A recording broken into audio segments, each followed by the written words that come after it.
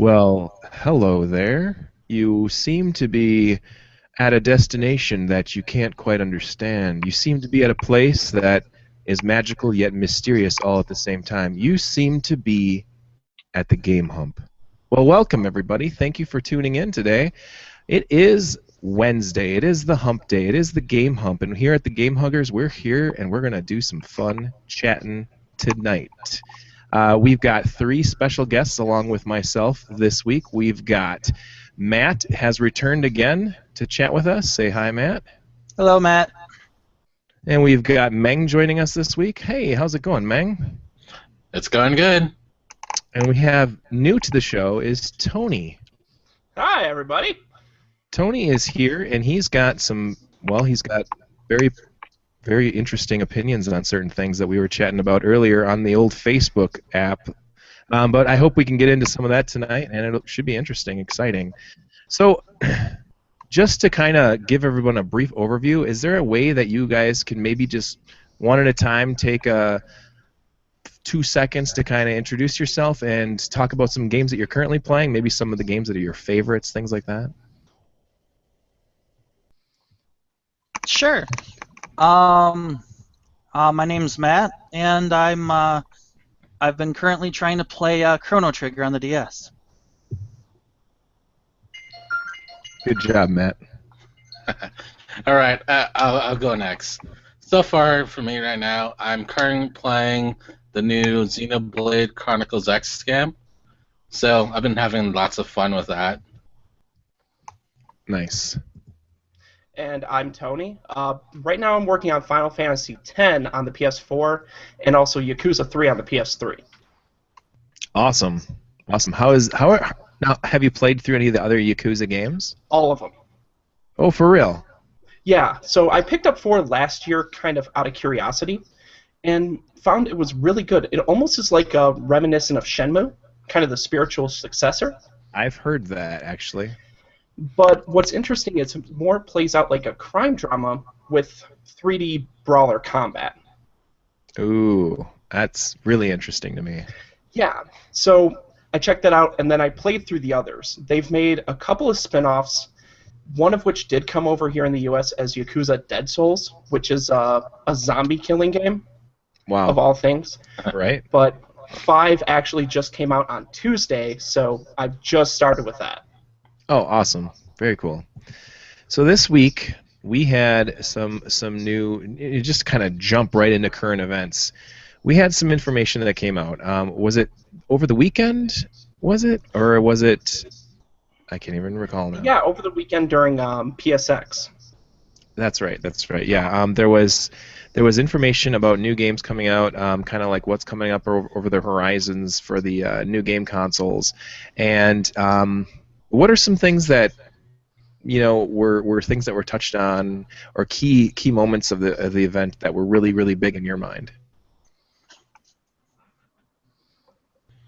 Let's say so far for me, it was Final Fantasy VII.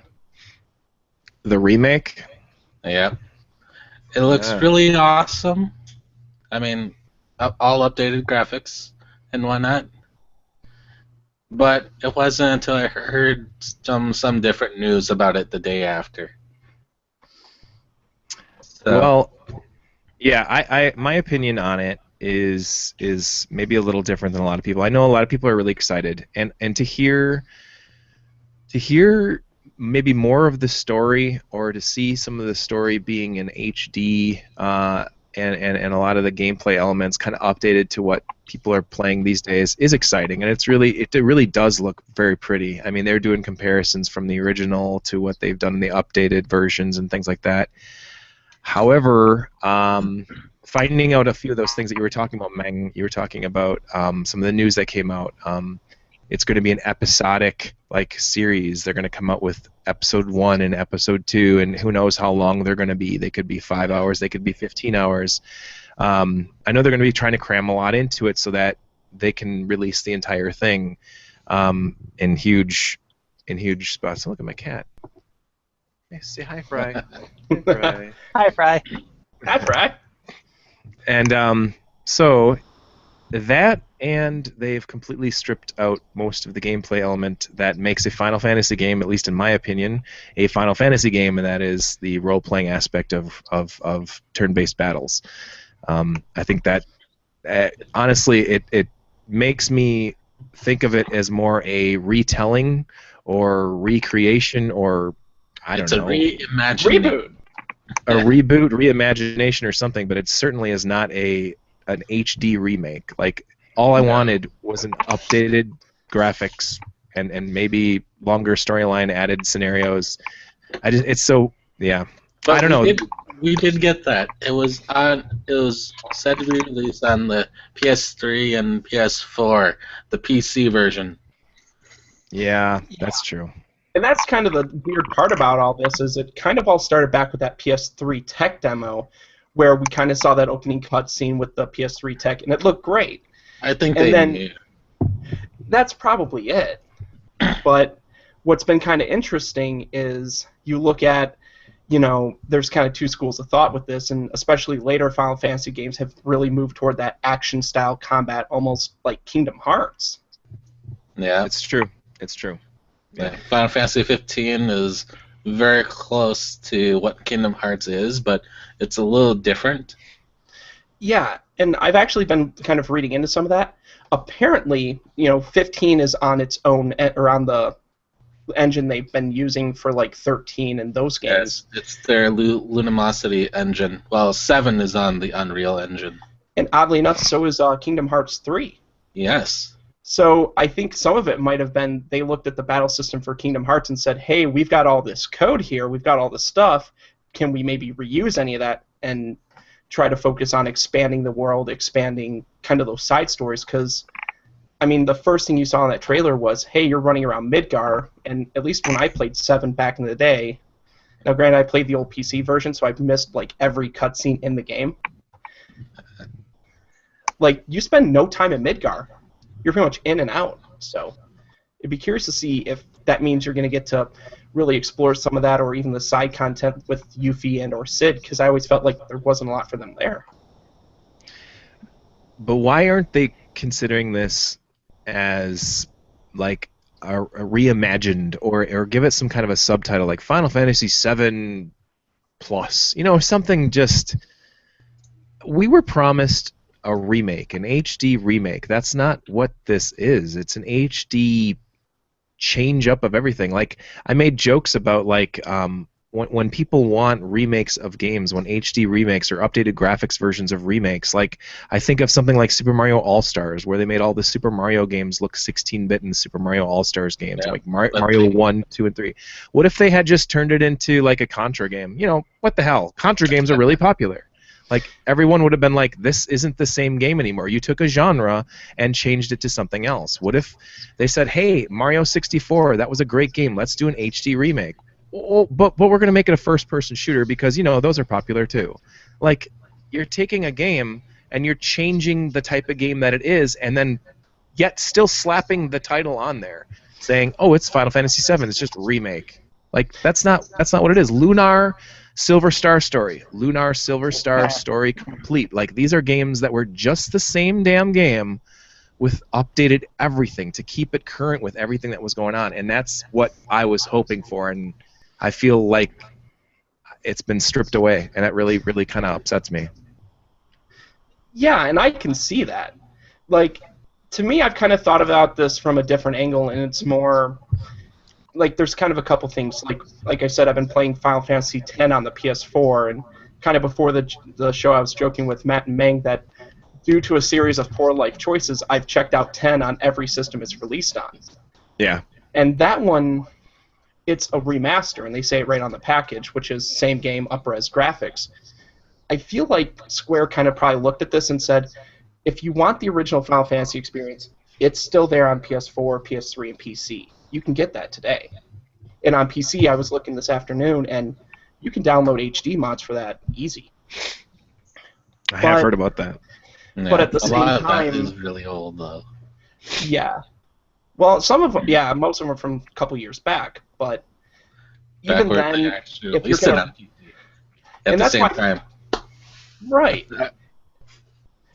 And that's kind of the thing. Like Square, I think, looked at this 7 remake and kind of flat out from the gate said, we're going to take something completely different from this. We're going to go just all out on this, try everything new, and see what happens, because you can still always come back here. You can always still come back home. There are a few elements to this that I really want to. I'm at a wait and see type position right now. Right. If Final Fantasy VII Episode 1 is a $15 download, I can't say that I'm not going to try it, because I very well could give it a shot, just to see the game, just to play through it, see what it's all about.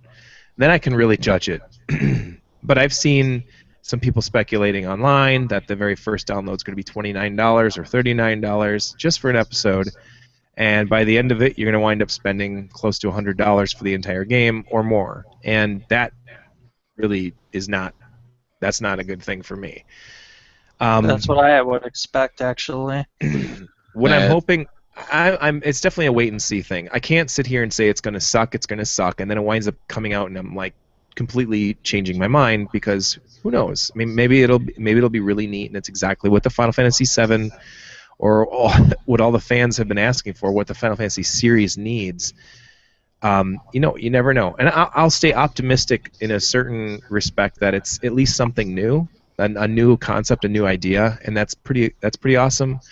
But what I will say, though, that I really miss a turn-based battle system in a Final Fantasy game. It feels like the last one is the one you're playing through, Tony. That's Final Fantasy X. Yeah, I mean, they kind of explore that a little bit with Final Fantasy XI, because it's very menu-based, but you're right. After 10, that was it. 12 was really bad at what they were trying to do. Yeah, but I even looked at that and I still felt like Kingdom Hearts.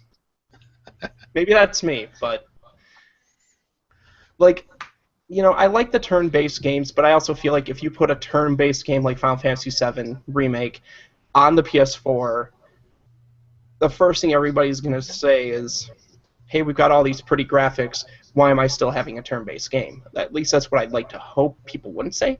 But I'm kind of like you, Josh. It's very much, if it comes out, and let's say the episodes are per disc, so disc 1 is episode 1.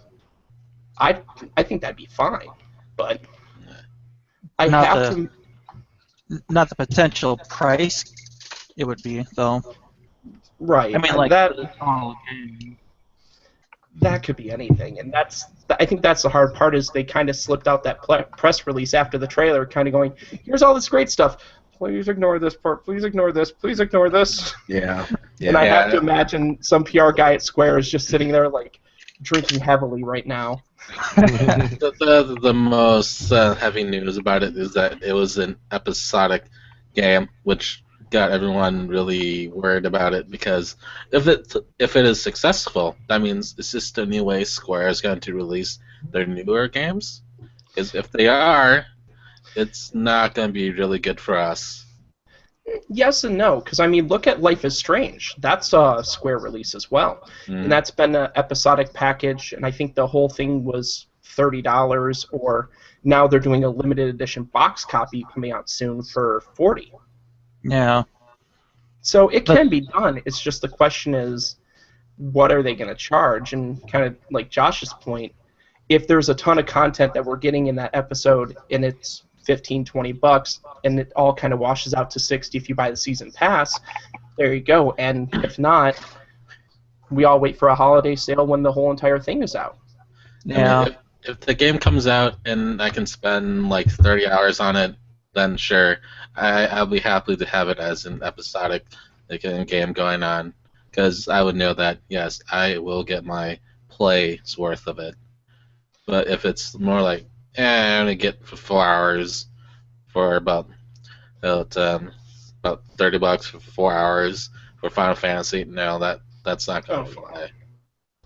I can't help but wonder if the whole turn-based aspect was replaced because people tend to have less attention span for that now, and they prefer the how quickly can I get through this and the quick action-packed parts of it. So the turn-based is kind of like, I hate to say it, but to some I think it would be a relic of the old days. where the rest of us are like, yay, turn-based. I'm The so thing peeved that- that. Go sorry. on.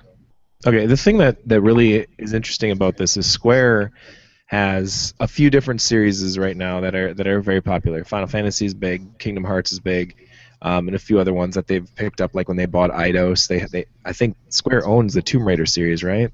Yeah, they're Yeah, I mean, publishing that. They have a lot of those, but one of the more interesting games that they released in the last year was on the 3DS, and it was called Bravely Default.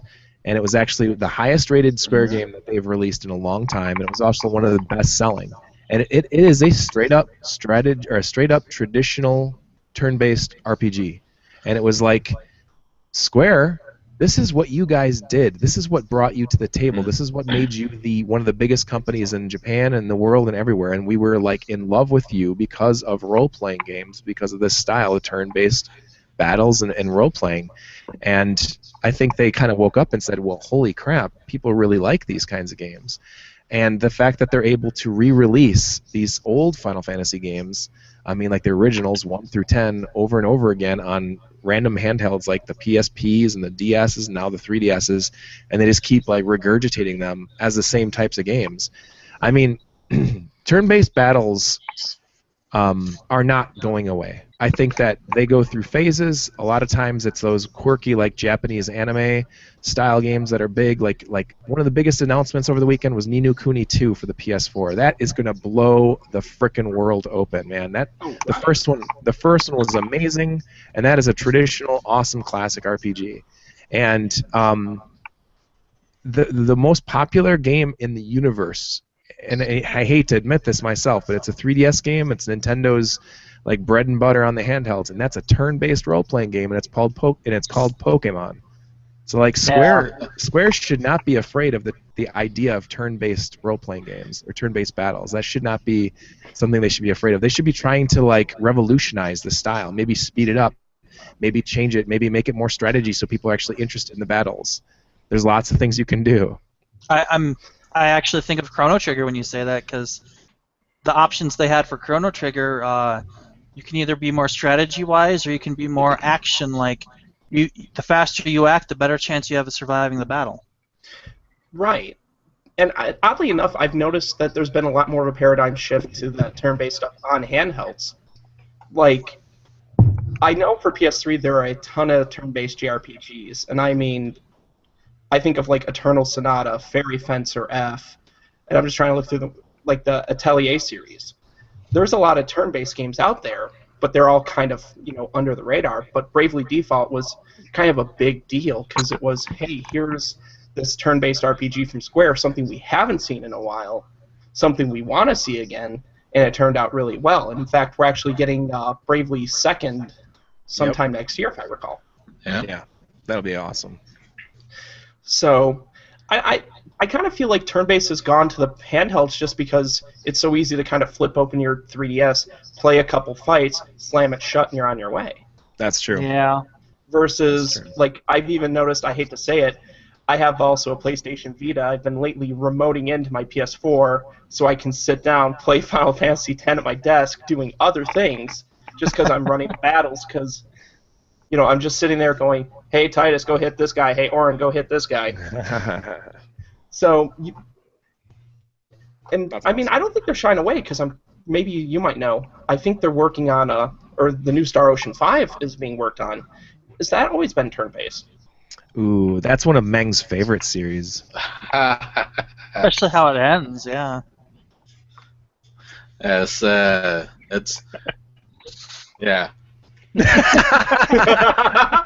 Yeah, I think Till the End of Time was not the best story that it could have been told. So. But that's what I'm just curious if it's turn-based, because I don't know offhand. It's one of those I have. It's more of a turn-based, but it's a little bit action, more like what was it? The characters tend to move around in battle while you can attack using your turn-based commands. Okay. So. And I guess to the other points is a lot of JRPGs have kind of even tried to speed up battles, because like Persona 4, I push one button, everyone's auto-attacking, the thing's running at triple speed, so it's just push the button, wait for the fight to end, and then you're back on your way. Otherwise, you can always go with Final Fantasy 13 and just hit auto battle, and you're on your way.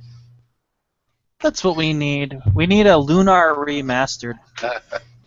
I think, honestly, I'd buy it if there was a Lunar in HD with the same characters and the same battles. yeah. I mean, it could still be anime style. It could just be really, really nice, beautiful, high definition. I don't know if you guys have played any of the Watermelon games, but like, shoot, and now I can't even remember the name of it. But they had an RPG that came out recently. They just released on the Dreamcast. It was this Genesis original, and it came out on the Xbox One Marketplace, the Ouya, the PS4. Is that Pure Solar? Pure Solar, that's it. Yep. And that one, I played it in HD, and it totally reminds me of like a Lunar game. I'm not saying it's a great game because it's got it's homebrew. It's got some really interesting gameplay elements that are pretty good, but it's definitely not quite as polished as what a Lunar would be, or even like some of the older RPGs like Final Fantasy IV or Cosmic Fantasy II or something like that. But it's pretty cool, and to see the gameplay and to see the graphics, how it's widescreen and it's got really nice, real crisp looking graphics and everything. It's really pretty, and I can only imagine that's what a Lunar game would look like. And I actually picked that one up on the Xbox One, the Pure Solar. And that one's pretty good. I mean, I'd recommend it just for people to play through a classic style RPG in like HD and whatever. So, I also wanted to mention real quick here too, for anybody that's listening, we've had a couple viewers pop in and out while we're on here. If anybody wants to ask us questions, you can feel free to leave comments on the stream video page on YouTube. You can also tweet me at _Joshua Turbo. Don't forget the underscore, as it is the most important underscore in all of the internet.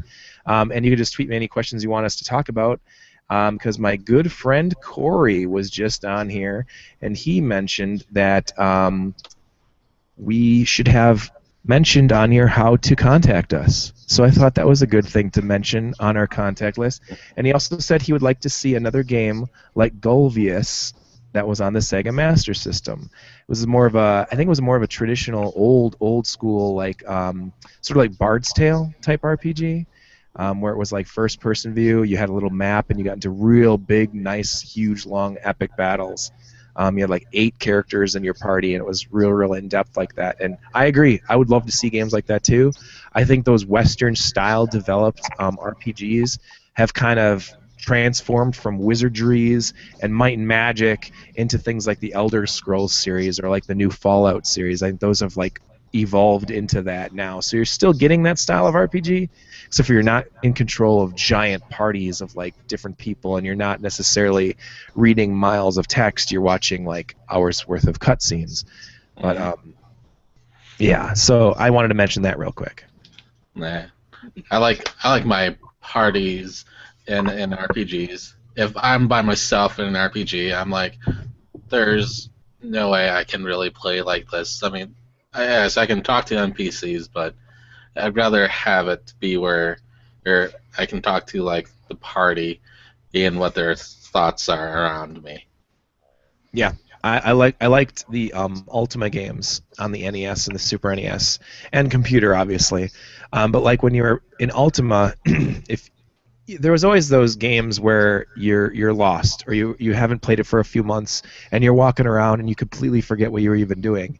And in Ultima, you had a party of 4 characters, and they had that style where you'd walk around like a snake, where you're moving around on the map and the role-playing characters would follow you like in a zigzag or however you're moving. And you could turn around and talk to your own party. You could say talk to, and then it would ask you which party member you're talking to. And when you're talking to each one, you get through like 3 different conversations. You'll remember just through the conversations that you had where you were supposed to go and what you were doing next. And that was like brilliant. I mean, that was like NES times. Like you're talking 20, 25 years ago. This type of gameplay that was in that, and I absolutely loved that. And I thought that was such a cool element to those types of games. And yeah, I don't think there's a lot of RPGs these days that have like parties like that where you have like 3 members and you gain a member, you lose a member through the storyline, or someone dies and then you run into a bard at a tavern or something like that. Outside of like the NIS games, which are like really, really big on the PS Vita and the PS4 right now. Right. Disgaea is amazing. That's one of the coolest series right now. Yeah, I was gonna say, Disgaea, even the Hyperdimension Neptunia series, oddly enough, kind of feels like a combination of new and old school, where like the battles are on a 3D plane, so you'll actually maneuver a person on the battlefield to get in position of an enemy, but it's still all turn-based. So almost like Grandia 2, Ooh, in a way. Grandia. Oh, those are great games. Which, Oh, by the wow. way, that just came out on Steam. Yes, it did. I saw that. I have it on the Dreamcast, so I'm good. I was gonna say, apparently the HD version, they included a utility if you wanted to import a VMU save or something to that effect, but I'm not exactly no sure. way. I That can't is remember the beautiful. details. That's awesome. You said Pure Solar came out on Dreamcast? It did. It just actually recently came out on Dreamcast. I'm gonna have to look that one up. I was gonna say they released it for what, the Genesis, the Dreamcast, and then digitally on the usual suspects. Yep. It's actually the largest Sega Genesis game ever released. It's a 64 megabit game on a Genesis cartridge, and they wound up doing something that had never been done before, and that was it had a feature in it where you could go into the options and use the Sega CD add-on to the Genesis to pump out all the music. So you had the Genesis cartridge in the game Genesis, and then if you had a Sega CD attached to it, you could put the Sega CD soundtrack of Pure Solar in the CD drive, close the drive, and the Genesis would read off of the CD for all the music in the game. And it's really really impressive what they were able to do. The graphics look fantastic. Like, I would compare some of the special effects and some of the visuals to some of the better Square games. I mean, there's a lot, and Enix games too. You can never forget the Enix games that came out during the 16-bit era, because they were really, really good too. But I have, like, when I'm playing through Pure Solar, there's a lot of times when I'm visually looking at it like, God, is this, this looks like Illusion of Gaia, or it looks like a little bit of Chrono Trigger. Like, they've done a really good job with it. It's easily one of the prettiest looking Genesis RPGs ever. I'd still say the best Genesis RPG ever is Phantasy Star 4, but this one is really, really nice. Like, it's something that if someone said, oh, by the way, this actually came out in 1993, I'd be like, oh yeah, that totally looks like it, because it looks just as good as all the other games that came out on it. It's really impressive. So I gotta get my Sega CD working again. Well, if you're looking for Pure Solar for the Sega Genesis, you're probably going to drop around $300 or $400 for it, because it's so unbelievably rare. They only made like 1,000 copies, and I'm not even sure if they ever even got 1,000 made. But they were charging between $70 and $80 just for those. The CDs that they sold with them. They also put an interesting. They put write protection on the cartridges, so it was really hard to get a ROM of it. I'm not 100% sure if anybody's cracked it yet. I would assume someone eventually will crack it, so you can put it on an EverDrive and just play it that way or something like that, or put it on a ROM and on an emulator. But as far as I know, the last time I checked, it wasn't. I think that the Dreamcast is much easier to crack. Dreamcast ISOs are like the easiest thing in the world to burn. That, and I think it's like $10 on Xbox One, PS4, and the Ouya. I mean, I think you can even get them on Androids. So I mean, there's a lot. And it is available on Steam too. That's right. That's probably the easiest way to get it. And if you ever see Steam sales or bundles or something like that, they're really easy to get a hold of. I would imagine, unless someone finds a crack for the Genesis version, you may never play the Genesis version. Like, they'll probably somebody will probably do it eventually. Probably. I mean, it just hasn't happened yet, and it's been a couple years already. So. Yeah. I'm looking on Steam now.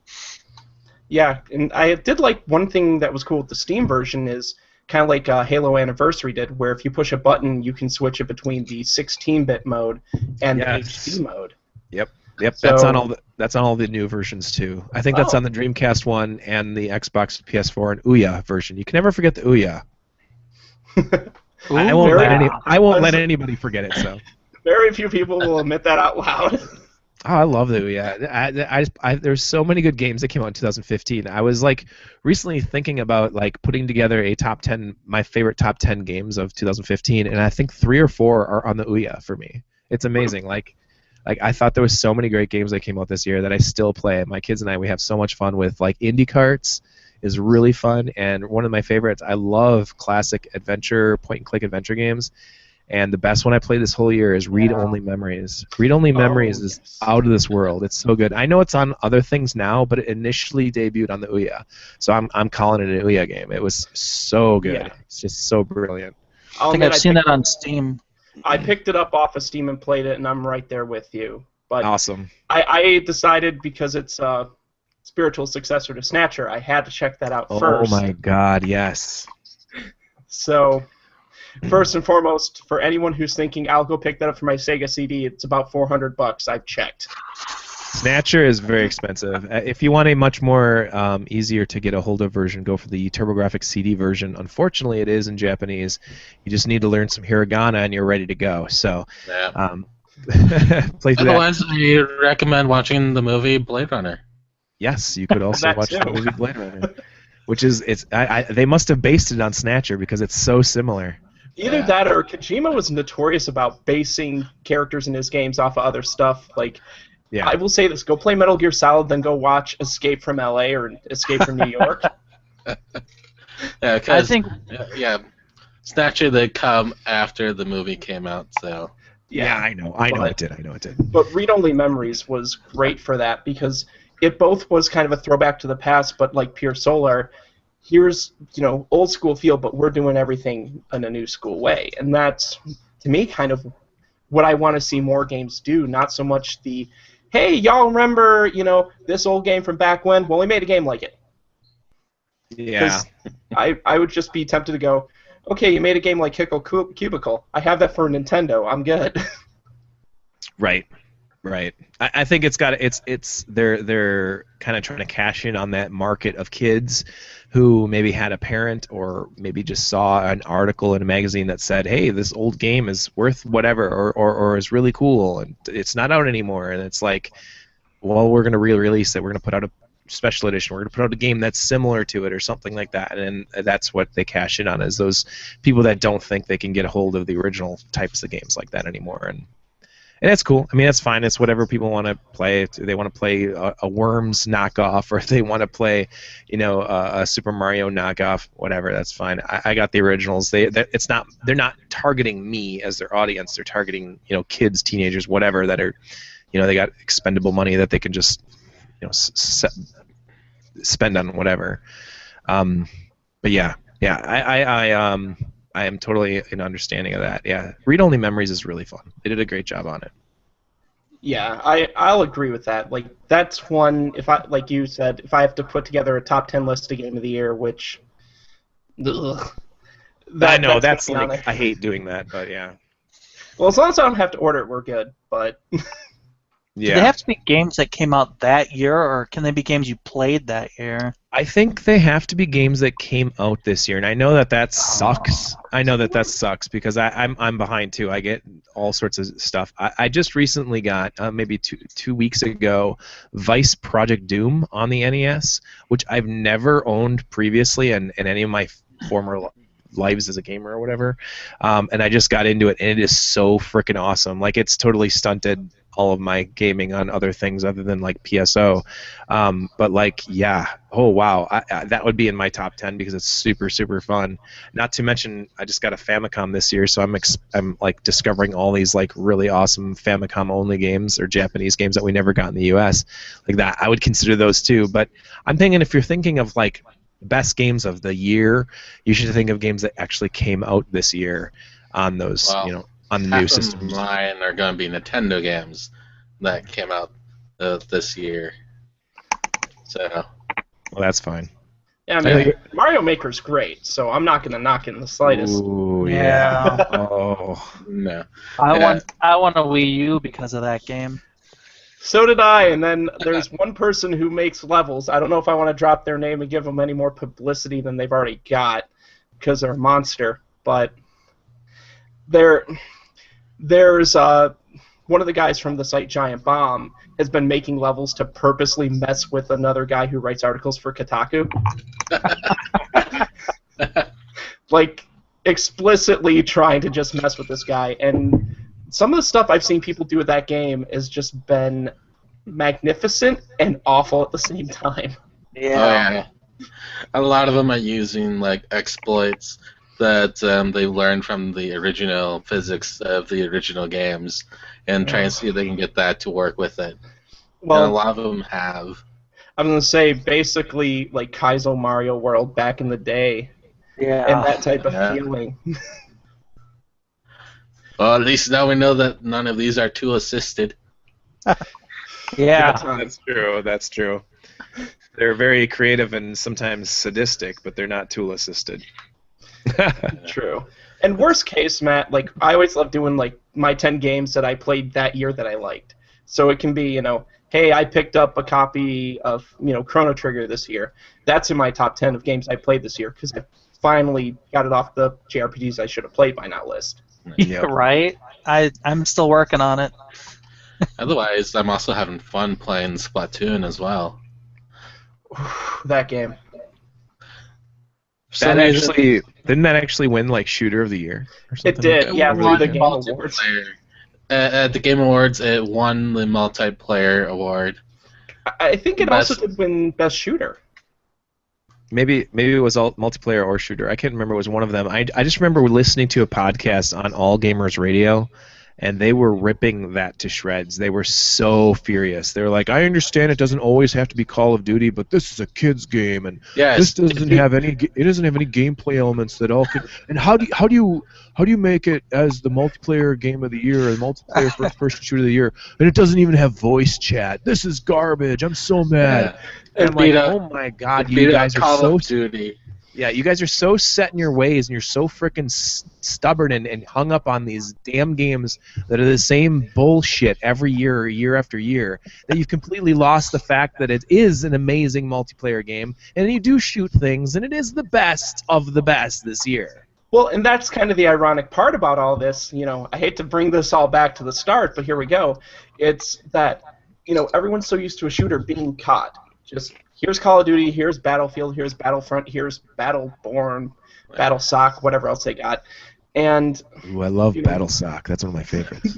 I mean, this game also beat out Halo for best multiplayer of the year as well. Halo 5, they've completely they've like abandoned multiplayer. It's only online multiplayer. The local multiplayer hasn't even been added to it yet, unless it's going to be DLC someday.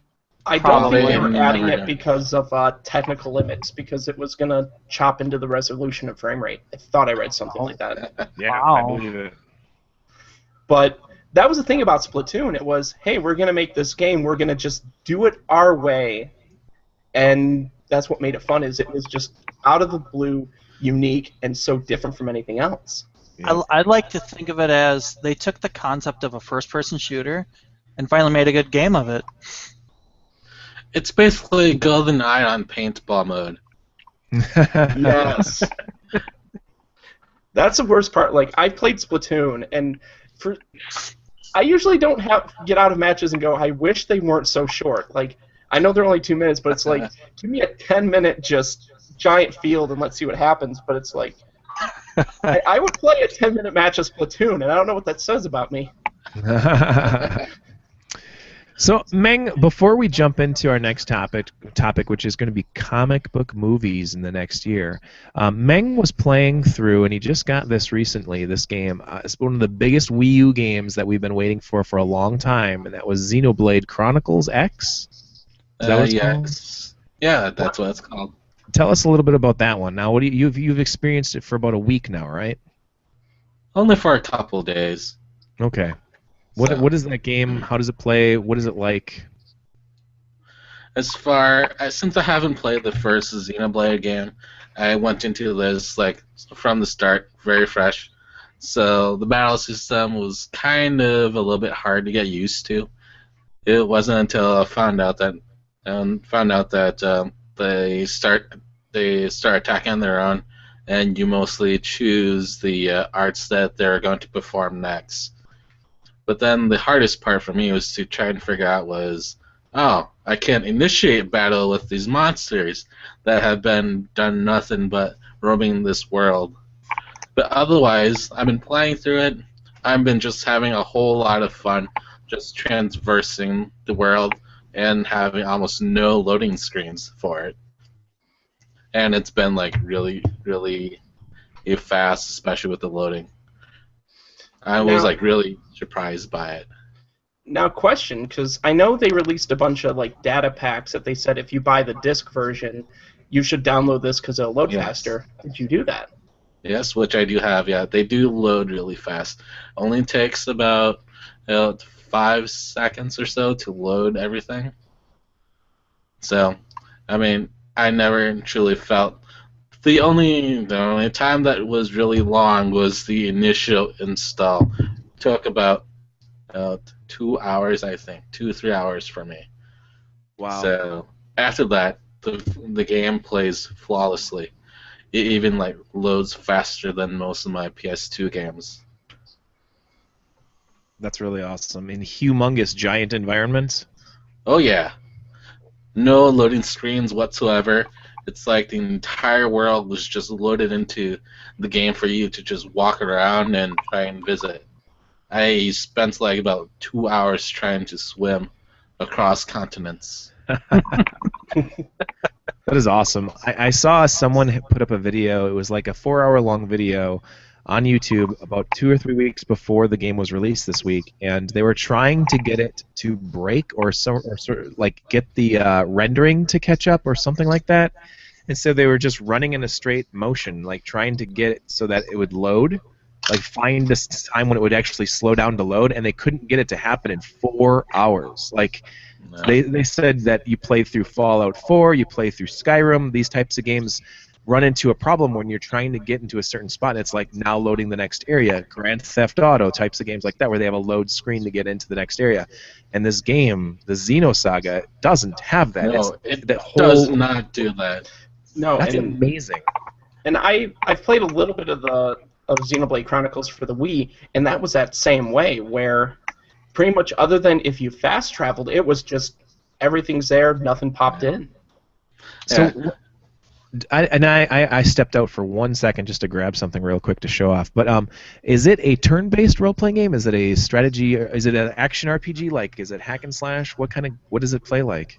It's more like an action RPG, but with a little bit of the turn-based elements in there. Okay. If you play the original Xenoblade, it's very similar to that battle system.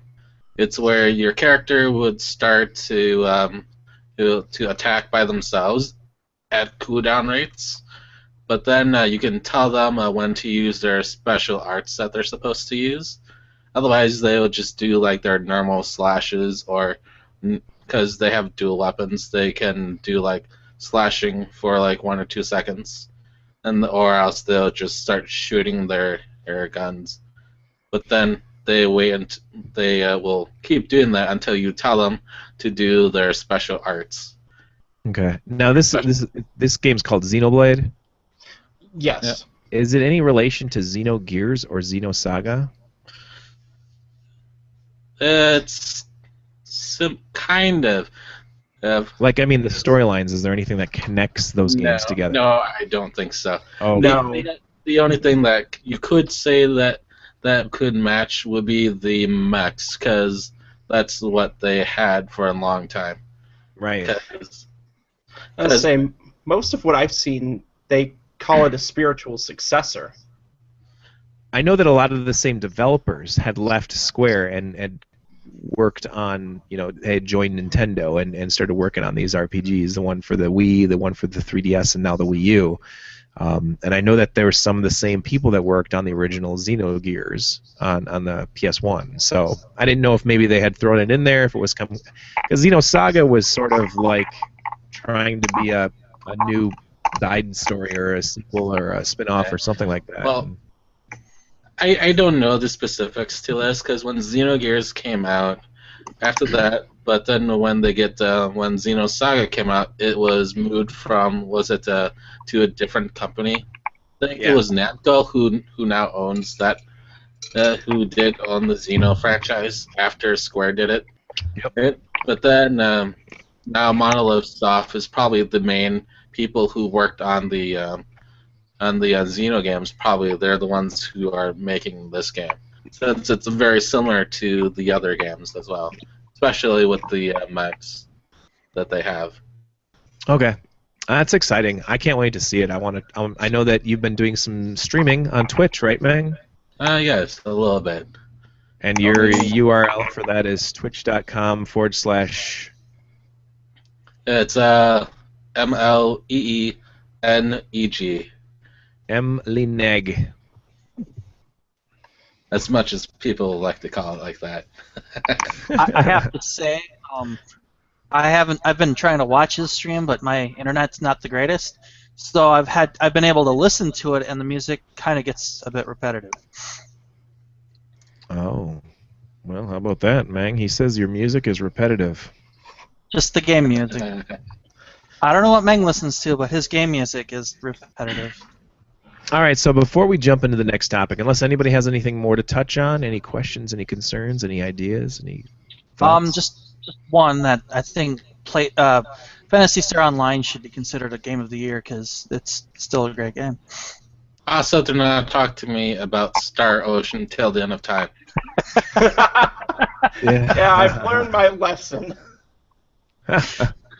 Yes, I think an entire episode dedicated to MMORPGs or Phantasy Star Online itself is in order sometime, because I mean I could gush about that game forever. It's something that's 15 years old as of December 21st. That it'll be 15 years ago that it was released, and it still stands to the test of time, man. I mean I love it that it didn't sell out. It didn't become just another MMO. It was like a wonderful game that we should talk about another time, forever, because I could talk about it for hours.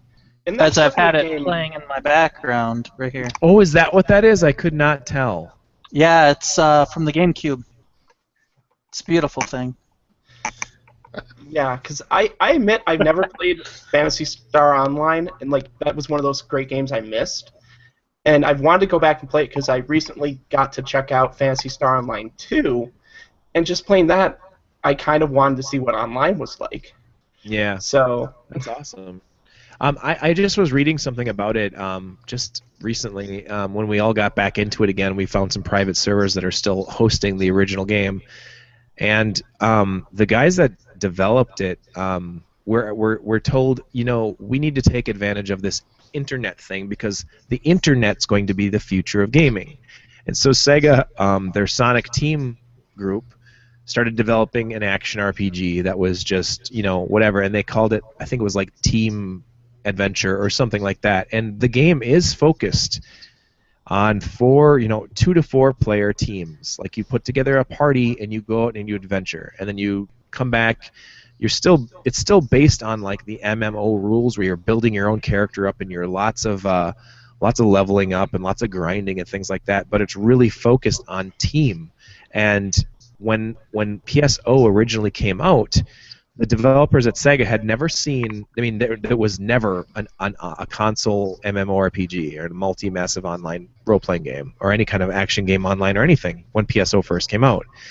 So they looked at Ultima Online, and they looked at Diablo and EverQuest, and that was about it. Like, that was like the only other ones out there, other than like old school like games like Gemstone, and I'm sure there's hundreds of other PC ones. But on the console, they're like, we don't have a keyboard, we don't have all the resources that a PC does. Like, what can we actually take from that universe and put it on a console where you can control everything with a controller?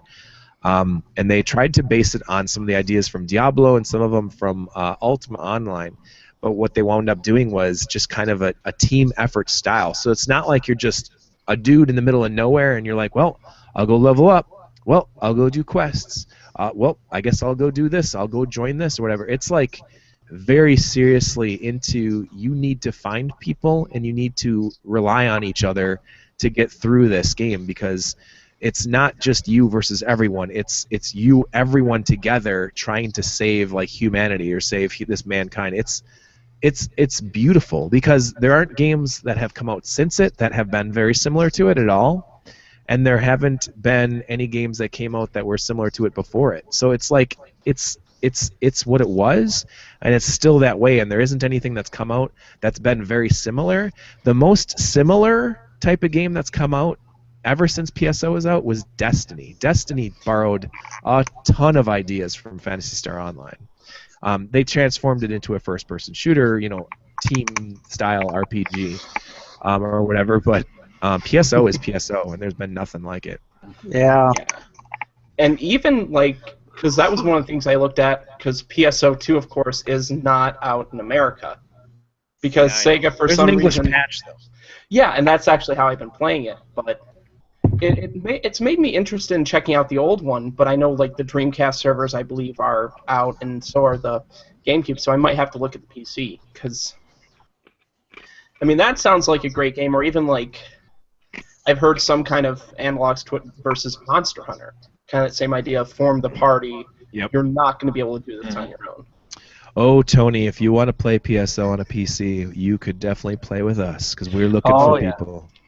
Oh, I might have to consider it, so I'll be in touch with you about It's that. a small download. I think it's 600 meg. It's like an easy install, small download. There's private servers, and it's all free. So. Yeah, it's one of those I've been meaning to look into. It's just, on top of that, I play Final Fantasy XIV, A Realm Reborn. Oh, sure. And that game has a good grip on my life. I know a level 50-some that wouldn't mind helping people level up. Oh, I do too, that son of a bitch. I figure there's a few out there that might be willing to assist. I have no idea where I'd find them, though. I have no clue. Anyway, speaking of RPGs, and we're just about to close on that conversation, I just want to mention real quick a couple games that I'm going to be jumping into here. We were just discussing them. One is Grandia 2 on the Sega Dreamcast. The original Grandia 2 there. It's beautiful. Looks very, very nice. And what we were talking about a moment ago before that, Snatcher on the TurboGrafx Super CD. Excellent, excellent game. Some of the most amazing cutscenes in any games that I've ever played. And the soundtrack is absolutely out of this world. I love the game so much. It's so much fun. And when we were talking about read-only memories being kind of a spiritual sequel, it is, and it does have a lot. It has tons of homage that it pays to it, but there actually was technically a spin-off sequel to Snatcher. It came out on the Sega Saturn. It was called Police Knots. Oh, I forgot about that. And interestingly enough, there is an English patch out there that if you mod your Saturn, you can play CDRs, and you can download the English patch and play an English version of Police Knots on the Sega Saturn. There has never been a U.S. release of Police Knots, and I've never played it myself, but I've been told numerous times that it is absolutely a must-play. So there's that. I need to get my Saturn working, Yes, you do. or find out if we can get it fixed at all. What you should do is buy an import Saturn. I always recommend Windy Games, which is I think windygames.com. They were one of our many vendors at Lincoln/Pizza and Games.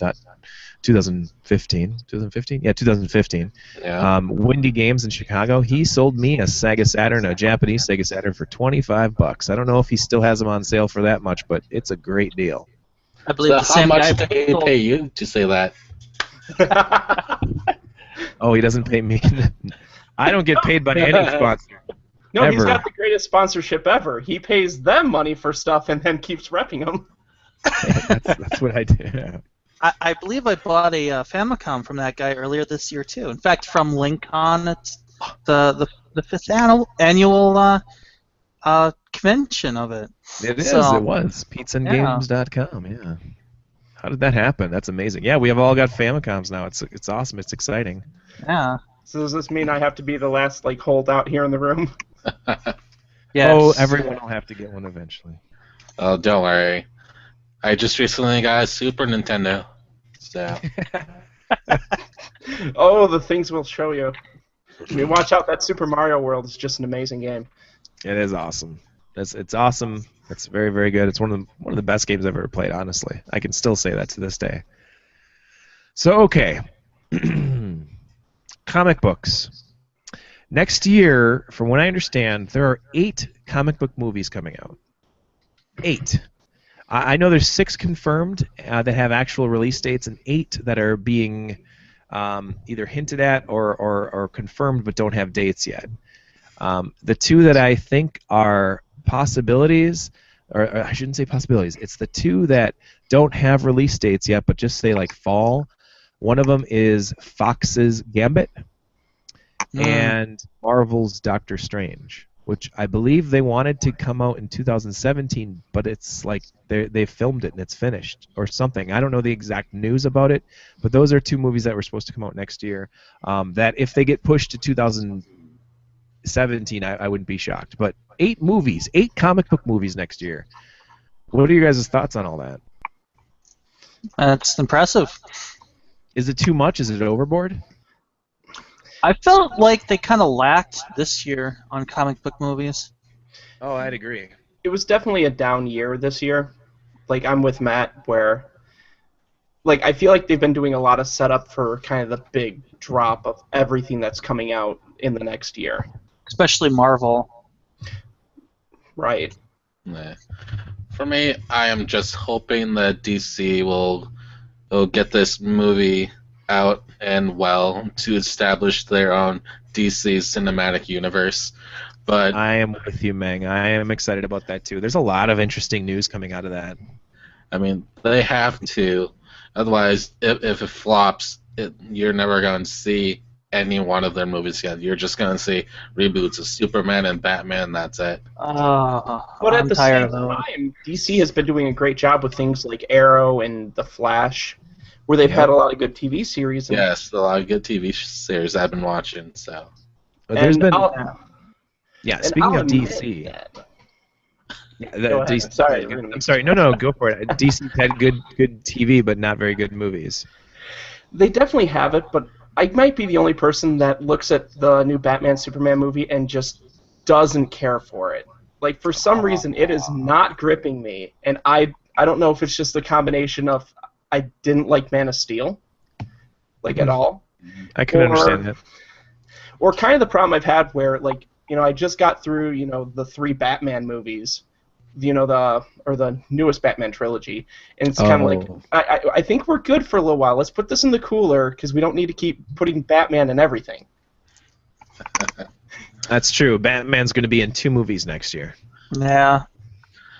and so far the newest trailer has not gripped me as well either.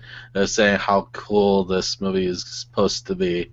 I actually did like the showing of Doomsday and seeing Wonder Woman in the trailer. I thought That was pretty awesome. cool. Yeah, I thought it was excellent. But I have to agree with Tony where DC kind of doesn't grasp me. Like, I love watching The Flash and Arrow, but after seeing Daredevil and Jessica Jones, I went back to their crossover episode and I was like, is this the best you guys can do? It just, I hate to say it that way, but they kind of set a certain bar, and Flash and Arrow kind of fall underneath it. Well, there's a major difference there. You have a movie you have a movie company making basically an 8-hour like episodic movie with no rules. Netflix does not have a rating system. They don't have to make it PG or anything like that. Whereas Arrow and Flash are actually on television, I know. under what you would assume is a much larger audience on TV. Flash and Arrow They have to be regulated by the FCC, so. As I've expressed this on a few pages involving both shows, and people have pointed out to me, it's like Flash and Arrow are kind of like, they're very comic booky in their style, and I appreciate that. I think it's just Daredevil and Jessica Jones like captured something that you don't see in a lot of even movies these days, where you get drawn in really well and the characters are really well designed. Like movies, they'll throw the entire plot at you within maybe the first 15 minutes, and they won't leave you enough explanation of why it has to be this way. And next thing you know, you're watching the movie and then it's done. Where the TV show, some might think it's drawn out, but it's like they leave enough in there where you can actually have quiet moments in the show, and you can just sit there and think, wow, what did I just watch? And holy crap, what's going to happen next? And the intensity is wow. Where some of these shows and the movies have been kind of lackluster in those aspects. Like the Ultron movie. That could have been so much better if they had gone with the director's full expectations of what he wanted to do. Well, I think that when you look at Daredevil and Jessica Jones, I think that the core audience that they're going for, yeah, it is definitely comic book fans. I mean, these are comic book fans that have grown up that are ready for more gritty, more hardcore type television shows with more violence, more sex, more swearing, all this. But those shows are meant to compete with things like maybe The Walking Dead or probably Game of Thrones and things like that are more like, okay, it's mommy and daddy time now. We're not letting the kids watch this anymore. Whereas Arrow and Flash and Superwoman and Agents of S.H.I.E.L.D., I mean, those are the shows you want to compare these things to.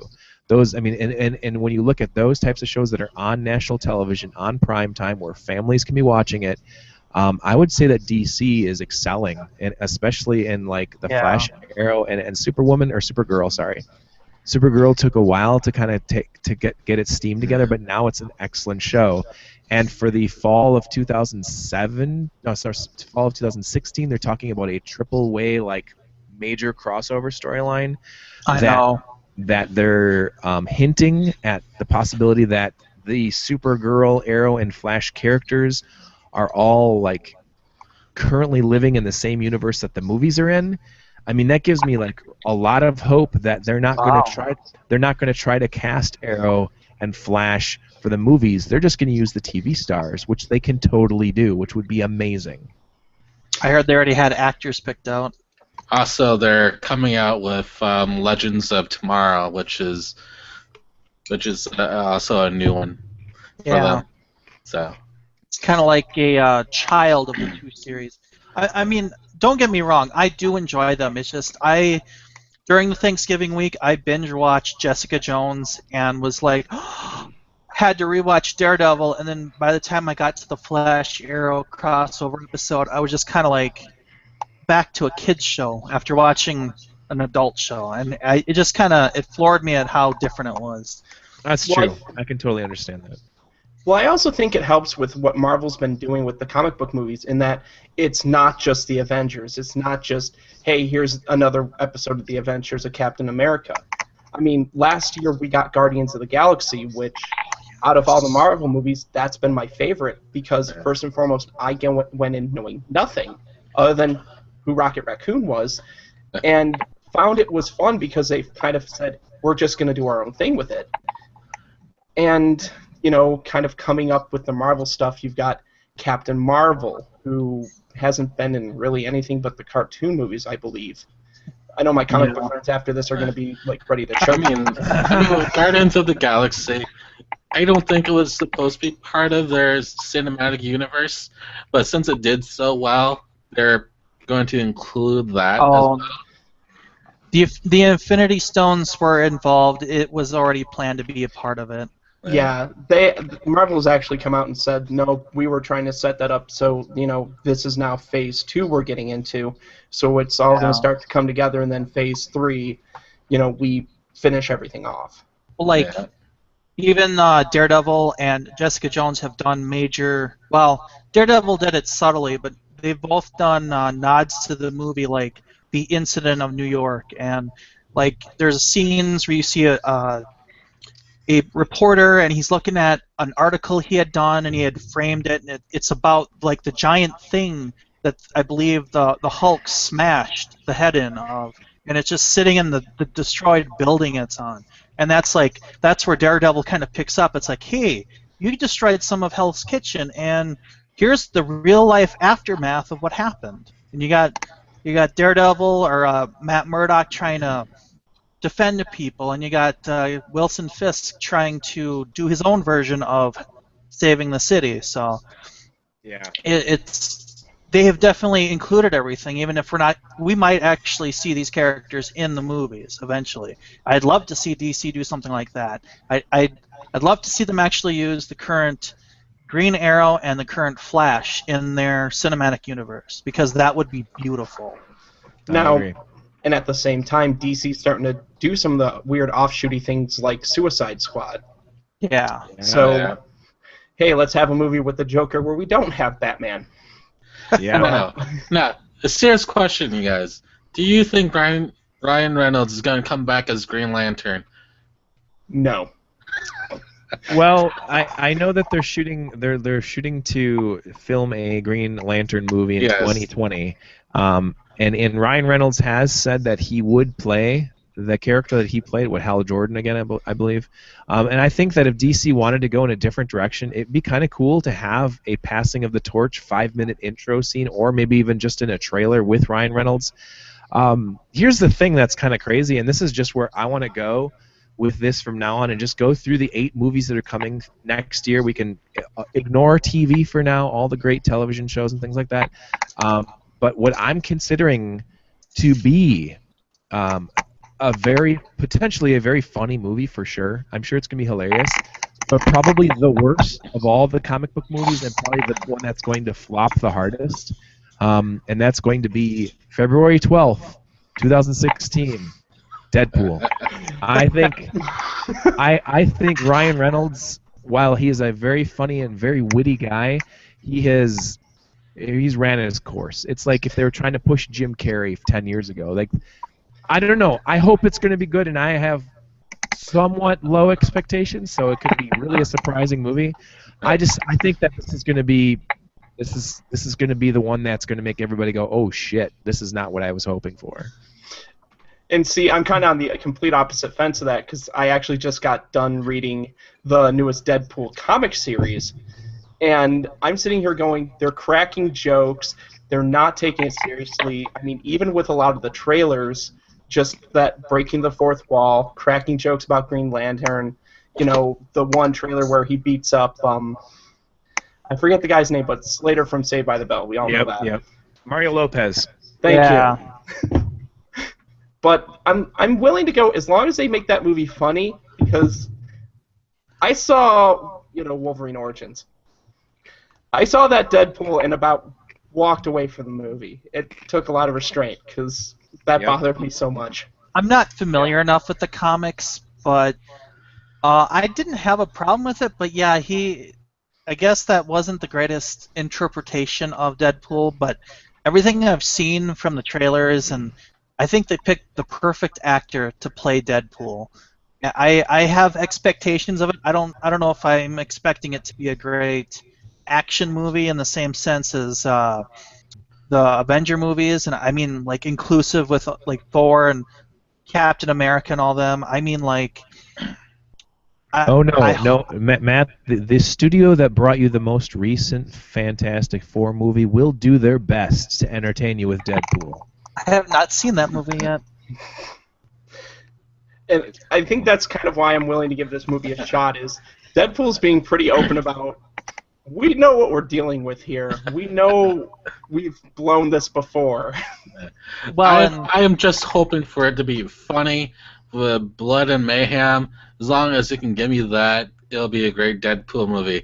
If it's not funny, then it's definitely not going to be a Deadpool movie. The thing I heard about Fantastic Four is that they keep trying to stray from the original material about how Doctor Doom came to be, and I think that is part of the problem. If they treated it more like Deadpool, I think they would draw in a good audience. Like a lot of the fans from the comics would love it more, and I think it would have been a better movie if they just stick to the origins better. I mean, I know they haven't exactly done the same with movies like Iron Man, but they handled that one really, at least Marvel handled that really well, and I mean Disney. But yeah, everything I've seen from the Deadpool movie, what I expect might not be exactly what I've seen from other titles, but I expect it to be pretty funny and pretty good. I hope it'll be good too. And hey, I just got a quick little tweet here from a very, very rabid fan, and he was curious if Tony, since you're a Deadpool reader, okay. if you remember or recall or have any information about the issue of Deadpool that had Guns N' Roses in it. Unfortunately, no. I'll admit I'm more of a newer Deadpool fan. I jumped in with the newest volume because I had seen Brian Posehn was co-writing it, and I'm sitting here going, a Deadpool comic co-written by an actual comedian has to be funny. Plus, on the cover, I'll admit, seeing the boxing match of Deadpool and zombie Abraham Lincoln just sold me right now. Nice. So Okay. unfortunately, I don't know about that. Well, I guess apparently they were in an issue. Guns N' Roses, the band. That's interesting. Okay, so that moves us from February into March. Batman versus Superman. I know we touched on a little bit. Me personally, I am extremely excited for this movie. To see Wonder Woman on film, finally in a movie. To see the DC universe acknowledging other characters into itself. The Superman, the Batman, Wonder Woman, and we didn't even get to see Aquaman yet. I know there was a lot of people that were really frustrated with the trailer because it kind of gave away too much. It seemed like it was a trailer that gave highlights of the entire movie and that we were basically seeing the entire movie. Well, apparently there was a Good Morning America interview 1 week ago with Ben Affleck, that's right, Batfleck himself, and he was talking about how the trailer only shows off the first hour and a half of the movie. The movie's going to be clocked in close to 3 hours long, and we have basically seen nothing from the second half. So who knows how much story actually progresses through this movie, and how much of the trailer actually teased. But I assume that we're going to see a lot more, and I'm excited for it. I'm really stoked to see a different Batman. I got to admit, Tony, you watched all the most recent Christopher Nolan Batman movies. I am not a big Christopher Nolan fan. I did not like Christian Bale as Batman. I really did like the Joker. I like I can't think of his name off the top of my head. The actor that Heath played Ledger. him. Heath Ledger. He did a great job. It was a very, very twisted, different version of the Joker. However, I didn't think the movies were that good. I thought the action was meh. I thought each movie went about a half an hour too long. Batman Begins puts me to sleep every time I watch it. And The Dark Knight had the stupid ending that if they would just cut off the last 30 minutes, the movie would have been amazing. Well, I shouldn't say amazing, but it would have been really, really good. And The Dark Knight Rises, woof. That's I'll tough. agree with you on Dark Knight Rises. The sad part is I always look at those Batman movies more just kind of popcorn flicks. Kind of the same way I've approached a movie like Watchmen, which is I'm just going to watch it as a movie.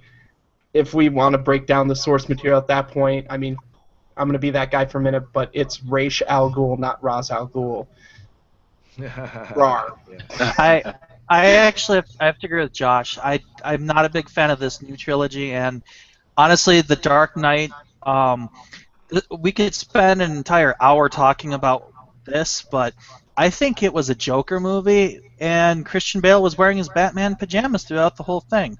Also, I think the Joker was the hero of the movie, but again, that's for a conversation for another time. That's a good theory, actually. I enjoyed those. Yeah, I agree. I think that if they would have left it as the Joker versus Batman and done that storyline, and ended it whenever they were deciding to end it, and when it would have been better. And when they decided to add on Two-Face for 29 minutes, that made me so mad. I was just like, this is going. I thought it was going to go on for another hour and a half. I'm like, did this movie just restart? What's happening here? Oh, definitely. But that's because they had to bridge it into the third movie, so you have some mental trauma, because we all know it's not a Batman movie without some kind of mental trauma. Or his parents dying. And the Dark Knight Rises movie we got wasn't even the original third movie, because Heath Ledger was supposed to be in it again as the Joker, but because of that unfortunate event, they had to remake the entire script. In fact, they weren't even sure that they were going to do a third movie, from what I remember. Well, Christopher Nolan did not want to do it. He was getting sick of doing them anyway. He didn't want to do superhero movies anymore. He wanted to produce it and find a different director. Warner Brothers is like, no, please, we need you to direct. You're this amazing comic book writer. Look at you. You broke all these records in the box office with the last movie that was really, really popular because Heath Ledger died in the filming of it, or during the filming of it, or whatever. The Joker made that movie. Yeah. I think that if The Dark Knight Rises had focused on Catwoman and Batman, it would have been awesome. Just like Batman Returns in 1992, if they'd had focused on Catwoman and Batman, that movie would have been better. Penguin was not. I mean, I love Batman Returns. It's my personal favorite Batman movie, and I know a lot of people are like, what the hell? But I love it. I love the soundtrack. I love the action sequences. I love the whole movie. I think it's great. Dark Knight Rises, Bane was a doofus. I can't believe they screwed up Bane twice. It wasn't as bad as the first time in Batman and Robin, but it was meh. I was just At so. least they were more accurate the second time around compared to the Were first they? one. Were they? Compared to the first one, they were a lot more accurate. But no, I he's don't know. still I don't he's know. still not what he's. I read a novel about Bane, and when I read that, I'm like, this isn't the Bane I remember. And then as I got to understand him more, I'm like, holy shit, he really fucked over Bane in the past. Like cartoons, at least cartoons got him better than they did in the movies. Oh, are you That's the saying? sad Are you part. saying? Are you saying the DC television shows were better than the DC movies? I'm saying the cartoon did a better job with Bane than the movies did. Well, the Yeah, DC but- cartoons are also really good. The Yeah, problem DC with, does better with cartoons. Marvel does better with live action. Yeah, and that's the problem with the original Batman trilogy is that even the writers behind it, David S. Goyer, one of them, explicitly kind of came out and said, "I'm writing this movie to get people who aren't comic book fans to watch it." Yep.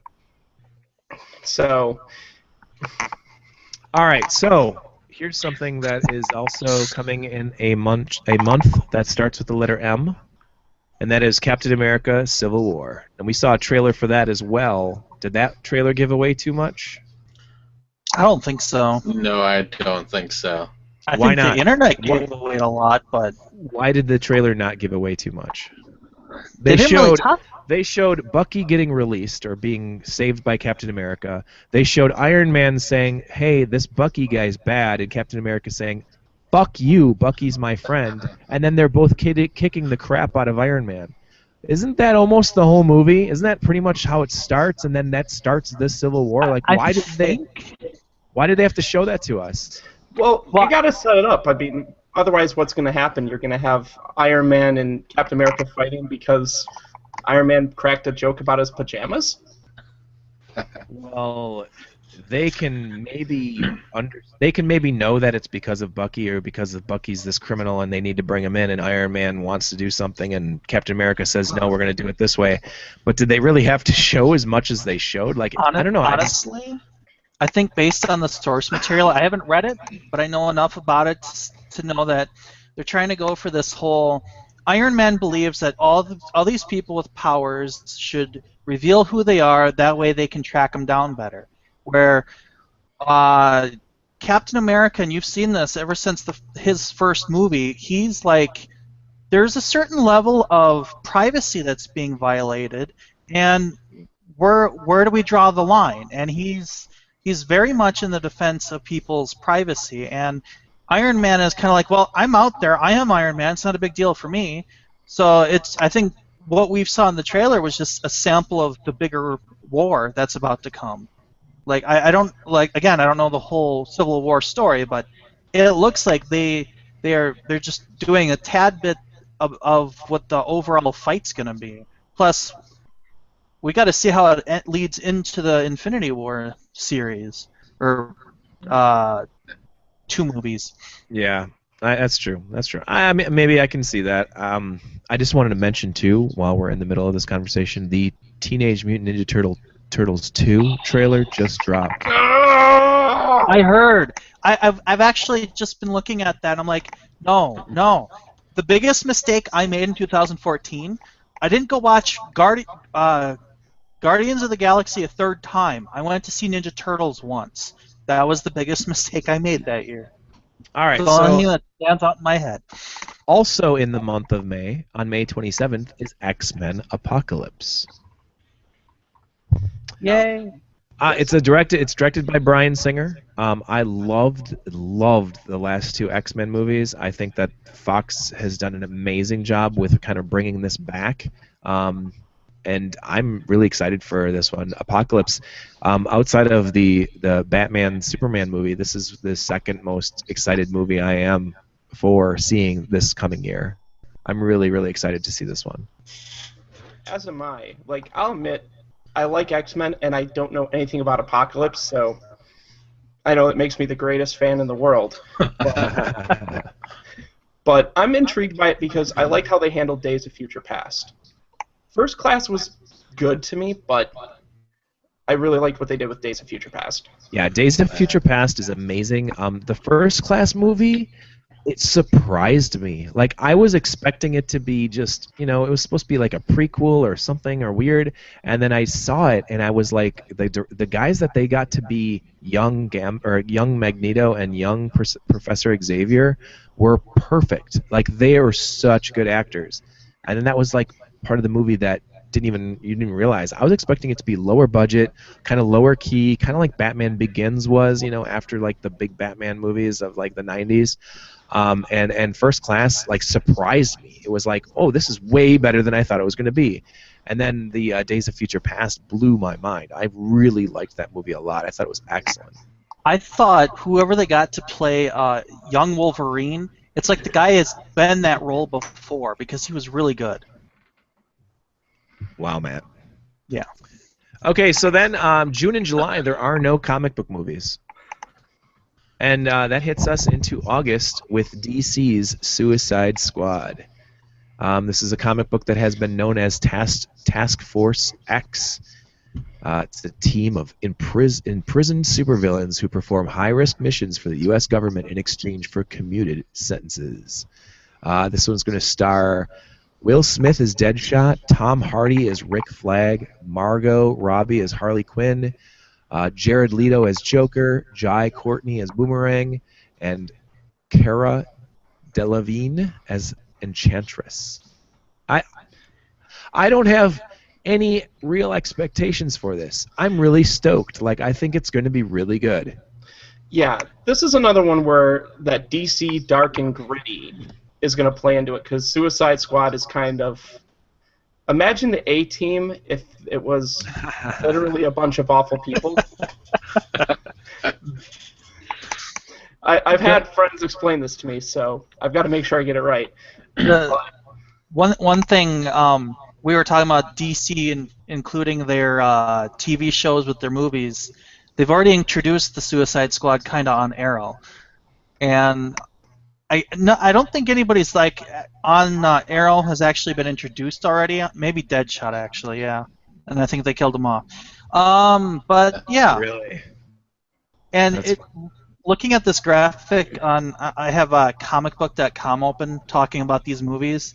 They have what looks like King Shark, at least in the cartoon, and they already had King Shark on The Flash, which I'm waiting for CW to come out with Street Shark's live-action show. I don't think we can do it. I don't think the Hammerhead Shark is going to be in the Suicide Squad movie, at least not in the first one. Maybe as something else, but I don't think he's going to be on right away. This article came up before they actually released any pictures from the movie, but I've heard, like, I have a friend who is a huge Jared Leto fan, and I have to agree with him that I think after Heath Ledger, you need to top yourself with another Joker. So I think I've seen Jared Leto in a few things, and yeah, I think he can handle this role.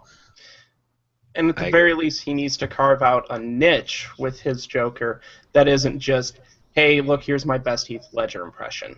Yeah. Right. Or Jack Nicholson or whatever. Yeah, I agree. Or Mark Hamill.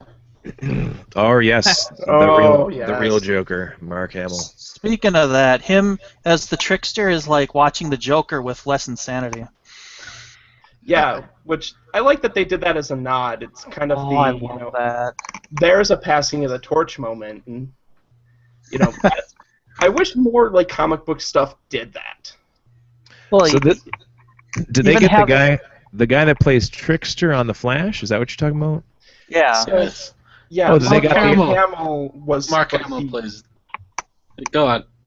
So he plays like the original Trickster. So he's kind of been. I think he's out of jail at that point, been reformed. But there's a new guy that's taken the role of the Trickster.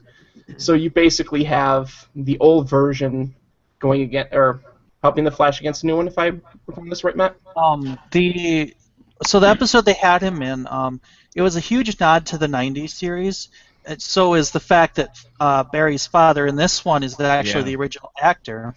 That's awesome. And Tina McGee is technically reprising her role as, or the actress playing Tina McGee is reprising her role, but they even used a few photos from that series as him as the Trickster, but he was locked away in this one, and like Flash was nowhere to be seen when the Trickster hit back then. And then they did this whole, well, there's a reason I reached out to you, kid. You're my son. And there was even, I would say, references to The Empire Strikes Back with the way he treated his son, because it's like, I am your father. And I'm like, that's such a Star Wars reference. As long as there's a melodramatic, that's not true. That's not true. He said you killed him. I was kind of disappointed when they brought him back for the mid-season finale of Flash. I thought they would at least brought the new Trickster in instead, but they brought Mark Hamill back again. But I mean, he was great in there, but yeah, he's funny, like. And listening to him talk as the Trickster is hilarious because he sounds just like the Joker. In fact, in Justice League, there was an episode where it was the Flash Day, and a couple of the other heroes got to see exactly why Flash is loved by Star City. And they even had Mark Hamill do the voice for Trickster in that, but they also created the character to look like Mark Hamill. So that was awesome. Mark Hamill. They got the guy to play Cockknocker to come back to play as the Trickster? That's amazing. Yeah. All right. Speaking of Mallrats, too. And remember, he is not the Guyver. They tried to trick you. Yeah, they sure did. All right, so jumping from Suicide Squad, that takes us to October's Gambit. Now, there's going to be some sort of kind of connection between Gambit and the Apocalypse movie, because Gambit is going to debut in X-Men Apocalypse, and then they're going to have a Gambit movie in October. I'm really shocked that that's actually going to come out next year. That seems like they're really pushing it pretty fast. I think that also is going to bump back, because if I remember right, Channing Tatum who was supposed to play Gambit, I think? He's going to be, yeah. I had thought I had read somewhere that he walked on that. Maybe. I don't have a whole lot of expectations for that. I do enjoy the Gambit character for sure from the cartoon series. Is awesome. But that then takes us to the last Marvel movie of the year, and that's on November 4th. Doctor Strange with Benedict Cucumberpatch. Well, I have high hopes for Doctor Strange. I think this will be the first movie where they will introduce magic into the Marvel universe, because everything has always been like science and tech and aliens, not really mystical and magic. I think this will be the Scarlet Witch. The Scarlet Witch.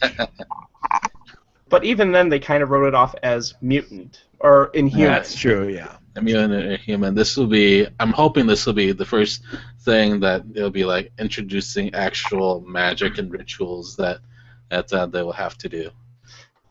What I want to see is Doctor Strange in a movie along with the Avengers, and somebody says something like, "No shit, Sherlock," and then Doctor Strange and Iron Man look at each other. Iron Man without his helmet on, and they're just like nodding or something. It'd be hilarious. It'd be hilarious. All right.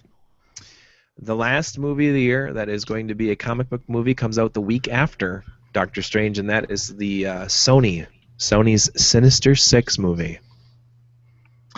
I have zero expectations for this.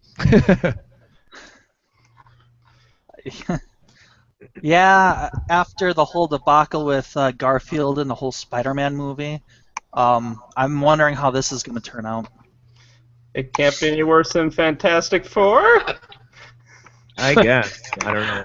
Don't say that. Not that they're going to get a sequel with that one.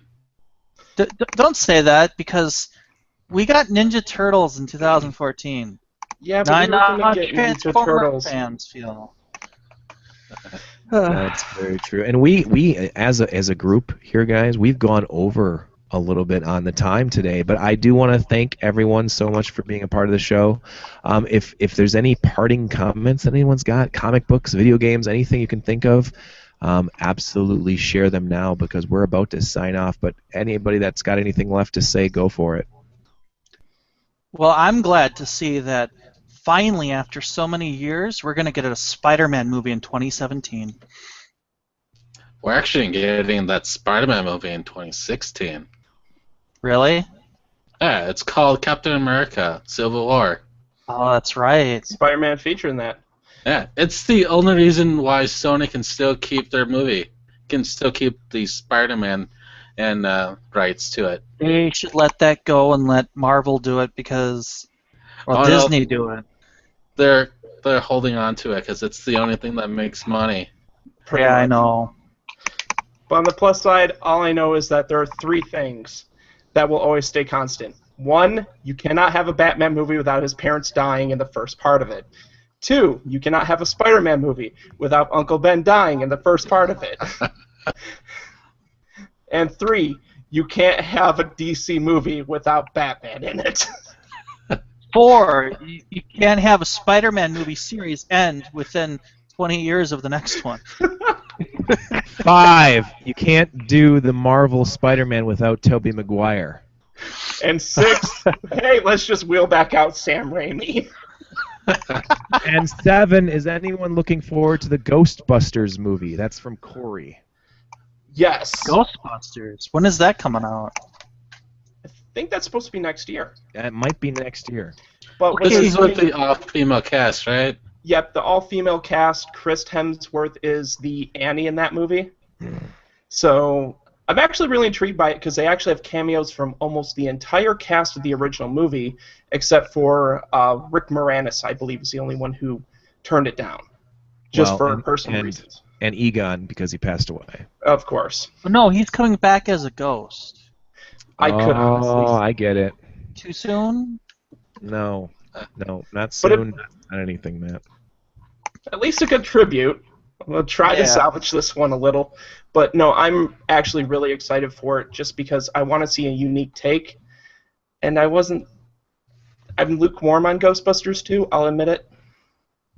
So I'm kind of curious to see what they can do because I've seen Paul Feig's stuff and it is very funny. Like he directed a web series called Outer Space, I think it's called. Okay. And it's very different. It's very entertaining, very just like I almost want to say British comedy in a way, and it's not. Oh, interesting. I look forward to it, but I don't know what to expect because I've heard so many different stories that they're doing a reboot that's gonna be like the original, the female cast. It's like I don't know. I don't know what to even believe anymore. I guess it's good. I'm glad they actually have something coming out though. Yeah, as far as I know, they're doing the female cast Ghostbusters, and then Sony is also still doing another Ghostbusters movie with an all-male cast. That might be what I'm thinking of then. Yeah.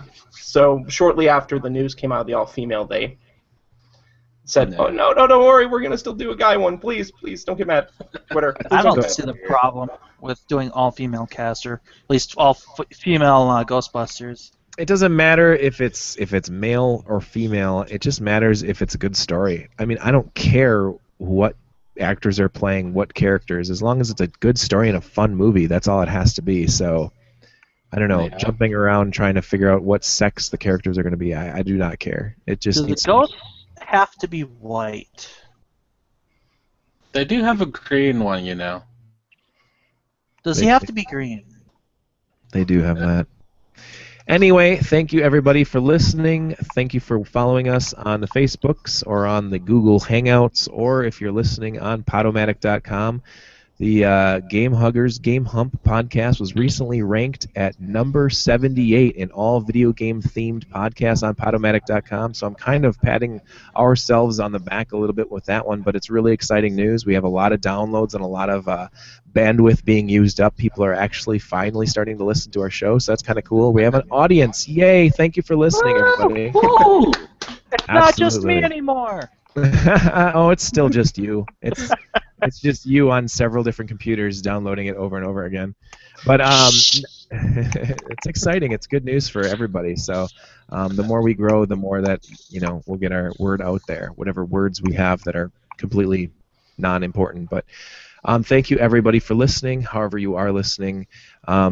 And thank you to our guests, Matt, Meng, and Tony this week. Thank you for being a part of the panel. It was a fun time, good chat with you guys. It was a good conversation. I always enjoy having more people on, and I hope you guys can all be a part of the show again soon.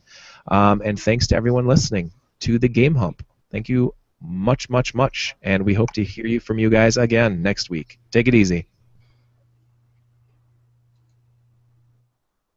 Goodbye.